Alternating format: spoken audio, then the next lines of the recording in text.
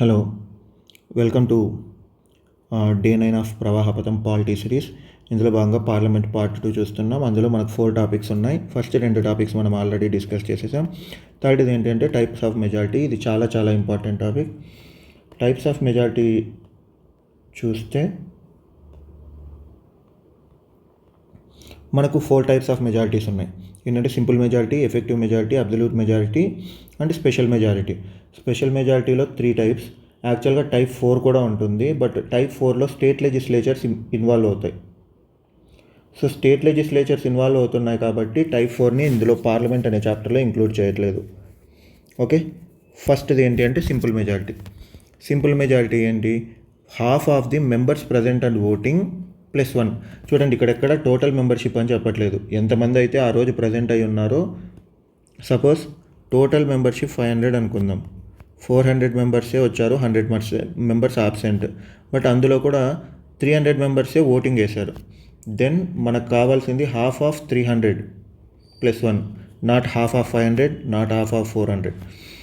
అంటే అప్పుడు 150 members okay చేస్తే సరిపోతుంది. ఈవెన్ 100 మెంబర్స్ వచ్చినా సరే మనం చూడాల్సిన ఒకే ఒక పాయింట్ ఏంటంటే కోరం ఉందా లేదా. కోరం అంటే 55, 1/10 ఆఫ్ మెంబర్స్. 55 మెంబర్స్ ఉన్నారా లోక్సభలో, దెన్ ప్రొసీడింగ్ స్టార్ట్ అయిపోతాయి.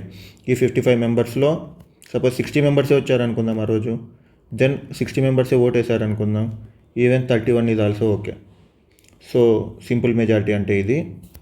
సో ఈ రీజన్ వల్లనే విప్స్ అనేవాళ్ళు చాలా ఇంపార్టెంట్. అంటే వాళ్ళ పార్టీ మెంబర్స్ ఖచ్చితంగా పార్లమెంట్కి వస్తున్నారా లేదా అని చెక్ చేస్తుంటే, సో దట్ హ్యాస్టీ డెసిషన్స్ తీసుకోకుండా ఉండడానికి యూజ్ అవుతుంది. అంటే they can check the government. Next ఏంటంటే ఆర్టికల్ 100లో ఏం మెన్షన్ చేస్తుందంటే, except as otherwise provided.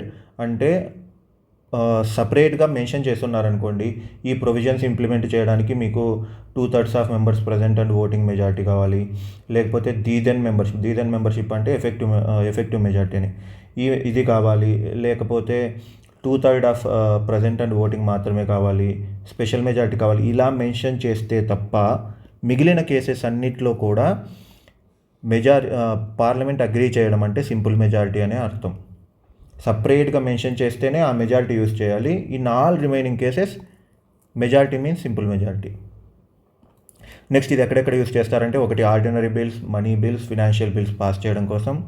Adjournment motion, ఇది మనం చూస్తాం next no confidence motion, censure motion of thanks, ఇవన్నీ పాస్ చేయడానికి కూడా సింపుల్ మెజారిటీ యూజ్ చేస్తారు. Then removal of VP in Lok Sabha. According to article 67 ఏంటి అంటే, వైస్ ప్రెసిడెంట్ని రిమూవ్ చేయడానికి రాజ్యసభలో ఎఫెక్టివ్ మెజారిటీ కావాలి and agreed to buy Lok Sabha. అంటే ఇక్కడ సింపుల్ మెజారిటీ కావాలి.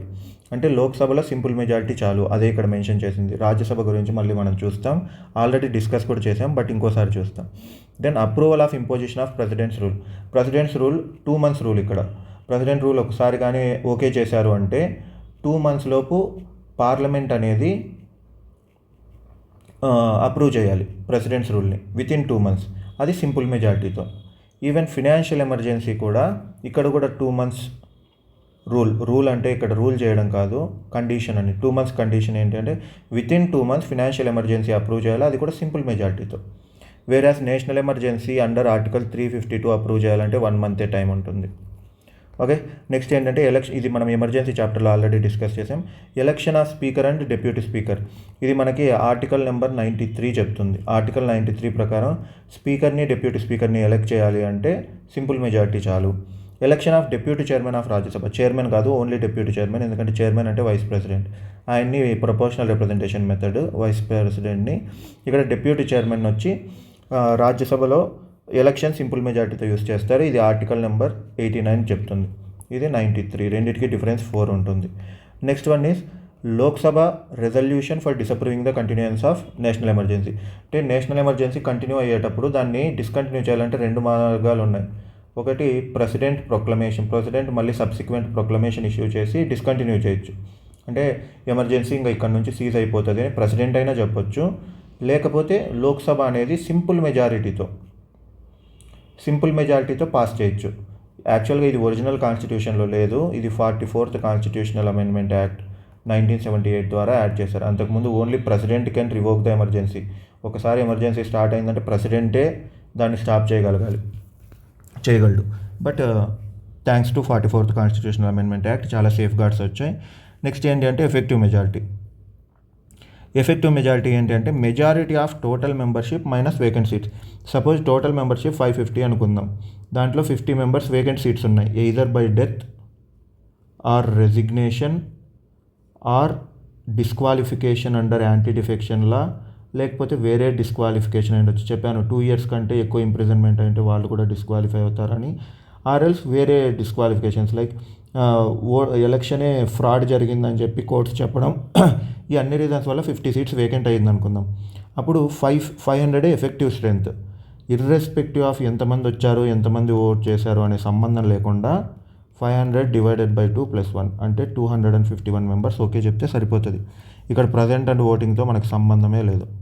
ఎఫెక్టివ్ మెజారిటీ ఎక్కడెక్కడ యూజ్ చేస్తారంటే ఆర్టికల్ 61లో కూడా రాజ్యసభలో అంటే వైస్ ప్రెసిడెంట్ రిమూవల్ రాజ్యసభలో కావాలి అంటే ఎఫెక్టివ్ మెజారిటీ కావాలి. అండ్ ఆర్టికల్ 90 అంటే డిప్యూటీ చైర్మన్ ఆఫ్ రాజ్యసభ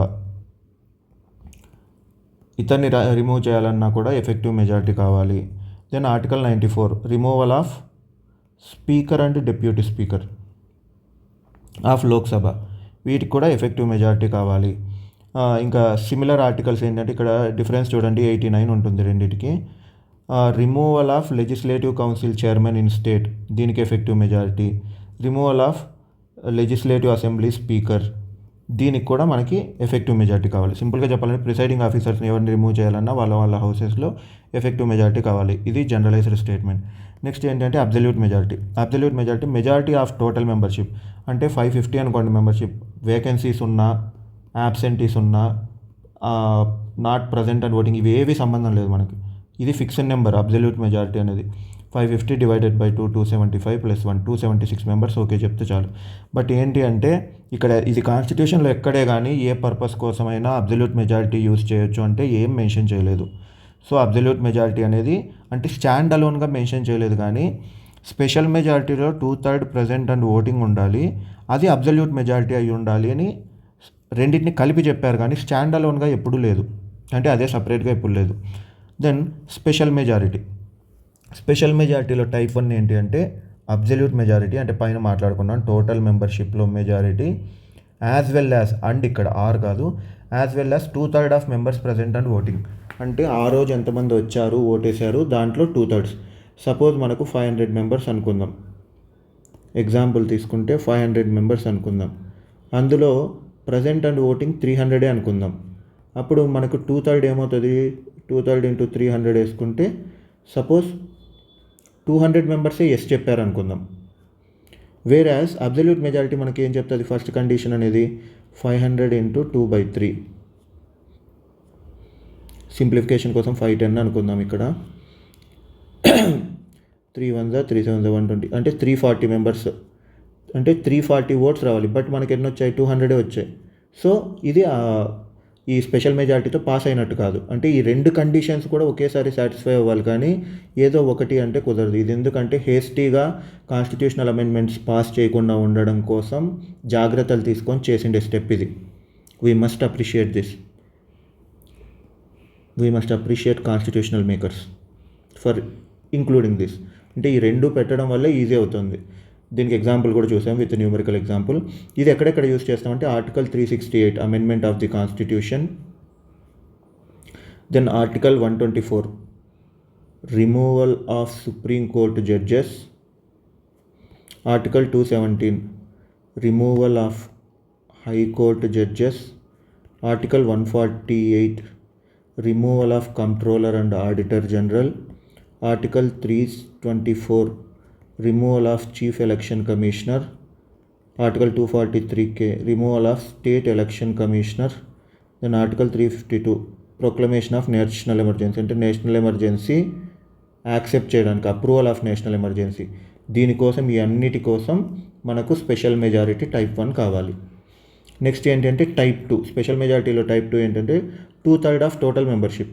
ఇది అన్నిటికంటే టఫెస్ట్ మెజారిటీ, ఎందుకంటే ఇర్రెస్పెక్టివ్ ఆఫ్ ఎంతమంది వస్తున్నారు ఎంతమంది పోతున్నారు మనకు సంబంధం లేదు. 2/3 ఆఫ్ టోటల్ 550, ఇది చాలా డిఫికల్ట్ టు అచీవ్ మెజారిటీ. ఇది మనం యూస్ చేసే ఒకే ఒక కేసు ఏంటి అంటే ఆర్టికల్ 61. అంటే ఇంపీచ్మెంట్ ఆఫ్ ది ప్రెసిడెంట్ని ఇంపీచ్మెంట్ చేయడానికి మాత్రమే ఈ ఒక్క ఆర్టికల్ ఉంటుంది. ఇది 2/3 ఆఫ్ టోటల్ మెంబర్షిప్ ఉంటుంది. ఇది ఈ ఒక్క ప్లేస్లో మాత్రమే యూజ్ అయ్యేది. నెక్స్ట్ ఏంటంటే type 3, not less than 2/3 members of present and voting. ఇక్కడ అబ్సల్యూట్ మెజారిటీ రూల్ లేదు, అది టైప్ 1లోకి వెళ్తుంది. అంటే జస్ట్ ఆ రోజు సపోజ్ 300 మంది వచ్చారనుకోండి, 2/3 ఆఫ్ ప్రజెంట్ టోటల్, ఇది ఓన్లీ ఫర్ రాజ్యసభలోనే ఇది ఉంది ప్రస్తుతానికి. మేబీ ఫ్యూచర్లో అమెండ్మెంట్ చేసి లోక్సభకు కూడా దేనికైనా తీసుకురావచ్చు, బట్ ఇప్పటికీ రాజ్యసభలో మాత్రమే ఉంది. ఇదేంటంటే సపోజ్ 240 మెంబర్స్ ఉన్నారు అనుకుందాం టోటల్ మెంబర్షిప్. ఆ రోజు 120 మెంబర్సే వచ్చారనుకుందాం, మనకు 2/3 ఆఫ్ 120 చాలు. అంటే 80 మెంబర్స్ ఒప్పుకుంటే చాలు, మనకు మళ్ళీ దీంట్లో అబ్సల్యూట్ మెజారిటీ చూడాల్సిన పని లేదు, 121 అవసరం లేదు. ఈ 80 మెంబర్స్ ఓకే చేస్తే చాలు.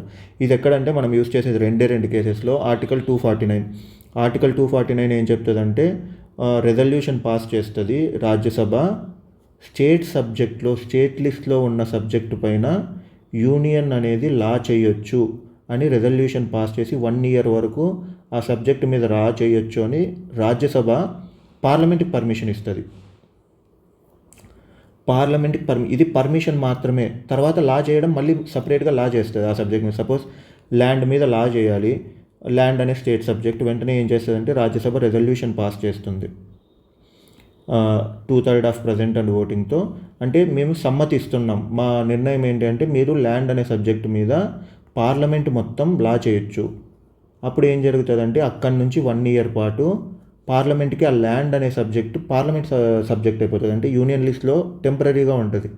అప్పుడు మళ్ళీ సేమ్ ల్యాండ్ గురించి లా చేయాలనుకోండి, ఫస్ట్ లోక్సభలో పాస్ అవ్వాలి, ఆర్ఎల్స్ ఫస్ట్ రాజ్యసభలో ఇంట్రడ్యూస్ చేసి అక్కడ పాస్ చేయాలి, మళ్ళీ లోక్సభకి, దెన్ ప్రెసిడెంట్ అసెంట్. ఇది నార్మల్, ఇది 1 ఇయర్ వరకే ఉంటుంది. ఆ పాస్ చేసిండేలా 1 ఇయర్ అయిపోయిన 6 మంత్స్ వరకు వ్యాలిడిటీ ఉంటుంది.